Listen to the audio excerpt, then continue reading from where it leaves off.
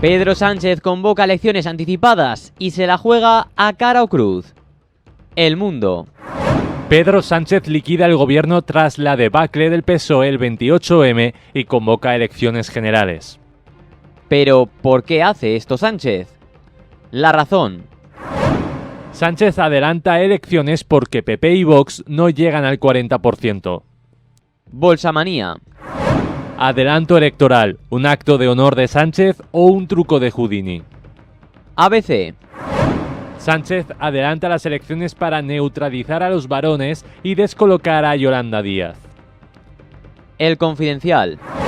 El PSOE se revuelve contra el adelanto electoral de Sánchez. ¿Cuáles son las razones de este adelanto? ¿Cómo afectará tener a la mitad de los votantes de vacaciones? ¿Busca Sánchez desmovilizar a los votantes? ¿Y qué ocurre con la izquierda? ¿Sumará o dividirá? Nos lo cuentan nuestros invitados. Bueno, ¿a qué nos ha pillado de sorpresa? Bueno, más allá. Más allá de esto, quiero retomar, porque yo lo he escuchado, pero lo he dejado pasar un poco de soslayo, la aseveración que Dolores daba sobre Sánchez, y sobre el narcisismo y sobre lo que suponía estas elecciones. Por eso, Enrique, quiero empezar contigo, Dime. Pues con este tema, con la pero opinión que te merece. el adelanto ¿Hasta electoral? qué punto Sánchez está actuando de forma personalista o de forma con sentido y responsabilidad de Estado, ¿no? Sí, con sentido y responsabilidad de Estado, sin ningún tipo de dudas, como lo ha tenido durante 4 años. ¿Y de qué forma, además? ¿Y en qué situación? ¿En qué situación?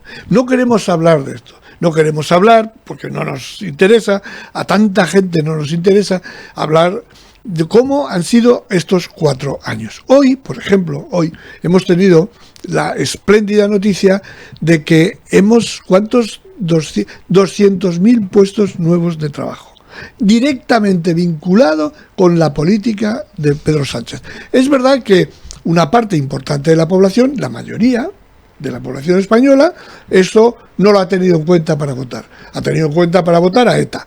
Pero esto es muy importante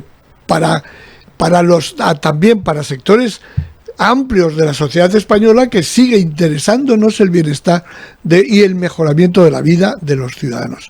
Entonces, prolongar, vosotros os imagináis, bueno, claro que os lo imagináis, 6 meses más de campaña brutal contra el gobierno, contra todas estas políticas que han mejorado tanto la situación de los españoles. ¿Vosotros creéis que son aguantables?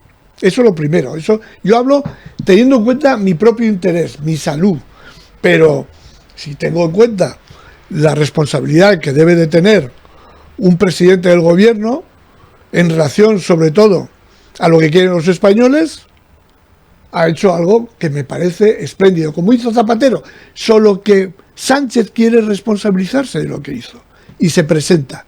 Zapatero no, y no se presentó. Esta es algunas de las ideas y de las razones. Hay muchas más de las que podríamos hablar, pero yo hablo de esto de verdad. No tengo, estoy cansado ya de propaganda y ¿cómo se llama esto? Y de campaña electoral. Pues no espero que en julio hasta julio, es que de la otra forma hasta diciembre. ¿Y de qué manera hubiera sido? Vamos a ver, yo no voy a pretender convencer a un convencido, no desconvencer a un convencido, sí. Y lo bueno que tiene Enrique es que cree en lo que dice, y desde luego estamos en las antípodas. Desde luego esa valoración tan positiva de la política de esos 4 años no coincide para nada con la que yo personalmente puedo hacer, pero como la que han hecho muchos ciudadanos. Y en relación a la convocatoria de elecciones, si hubiera ganado el Partido Socialista, hubiera alargado el gobierno hasta el mes de diciembre. Por lo tanto, si me voy a los titulares de prensa que se han visto estos días, yo diría que hay una mezcla mezcla de factores que le han llevado a esa toma de decisión. Y posiblemente el primero de ellos, el no tener que dar ni siquiera explicaciones a los propios. Él era consciente que después de la derrota electoral se iba a enfrentar a un comité federal con mucho enfrentamiento, porque hay mucho descontento entre los valores socialistas. Y una manera de desviar la atención, de cambiar el paso a todo el mundo, era la convocatoria de elecciones.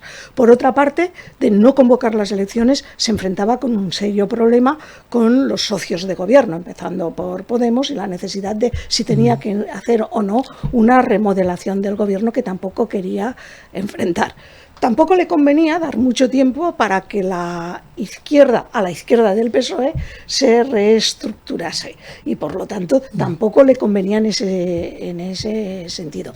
Y en tercer lugar, él tiene una personalidad que siempre, y cuando he puesto los dos adjetivos, ni mucho menos los he dicho en sentido peyorativo, he hecho una descripción de elementos de personalidad que le llevan a tomar decisiones de una manera, ni es la primera ni es la última, siempre antepone el propio interés a lo que puede ser el interés de su partido. Pero ¿Cuál es su interés?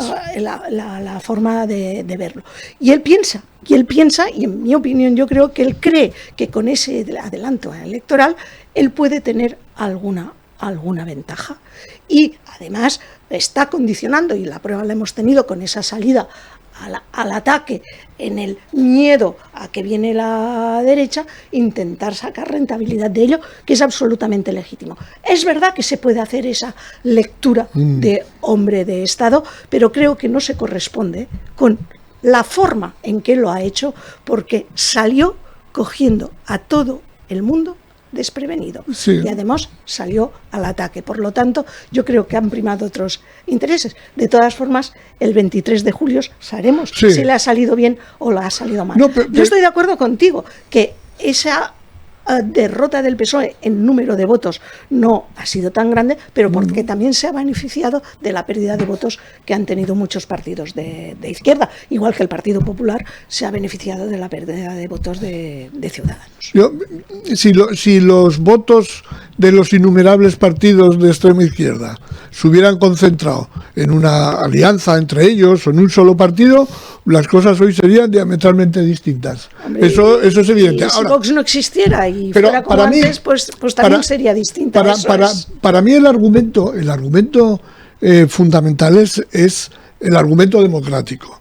Es, caramba, si esto es cierto, si los españoles no valoran la política que ha hecho este gobierno, y teniendo en cuenta el deterioro, es verdad, del gobierno. El gobierno de España es una institución, una de las más importantes. Ya está bien de deteriorarlo, ya está bien de desgastarlo. Llevamos 4 años de esa manera haciendo esto, ¿no?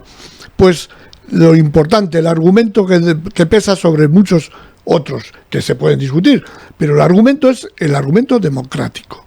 Si los españoles no están de acuerdo con estas políticas, que lo digan. ¿Y que tienen vacaciones? Oiga, ¿cómo que tienen vacaciones? Vayan ustedes a votar. ¿Cómo que tienen vacaciones? Pero somos tan malos, pero si nos acaban de decir que esta política no debe de continuar, ¿a mí qué me cuenta usted que tiene usted vacaciones? Vote y haga posible que el gobierno democráticamente cambie. A mí esto me parece fundamental. Ahora, claro que hay detrás, digamos, aspectos que son muy inteligentes en relación al Partido Socialista, que los varones, 2 o 3, que han sido castigados. Es curioso que Chimo Puig, por ejemplo, en Valencia no ha perdido votos. Blanban sí. Caramba, hagamos lectura. ¿Quiénes son los varones? ¿Alfonso Guerra? No, que odia de una manera como estos chicos. No estamos hablando. Iba a decir, supongo que eso lo dices por el manifiesto un poco que ha habido de los antiguos varones. No, yo no lo decía en ese sentido. Pero antiguos no. 3 o 4 muy concretos. Hace poco, la semana pasada me parece que fue, un magnífico ministro que fue Felipe González Maraval, de Educación, un sociólogo también de primera magnitud, escribió un artículo en El País en donde digamos, que es muestra de cómo los antiguos no dicen lo que dice Alfonso Guerra o González de Sánchez. Bueno. Es que entonces, no, yo sé que desde el PP hay que desgastar a Sánchez, hay que desgastar al PSOE, son elementos de la política. Yo diría que Sánchez se ha desgastado solo. No, Sánchez no está desgastado. Se ha desgastado solo, y te doy la razón en una cosa, que tiene inteligencia estratégica y táctica, pero no siempre eso es lo mejor y lo que más necesitan los españoles. Pues lo vamos a dejar aquí. Vamos a dejar con una pregunta en abierto, que no quiero que me contesten. Pues si tiene inteligencia estratégica y táctica, ¿cuál será su próxima estrategia y táctica? Ganar las elecciones. Espero que no. Ahí lo vamos a dejar. Gracias a los dos por estar con nosotros hoy analizando todas estas cuestiones. Un placer. Venga. Con Enrique Bernaz y con Dolores Serrat terminamos esta tertulia de opinión que ha traído, por supuesto, pues bueno, la evaluación de los últimos resultados electorales.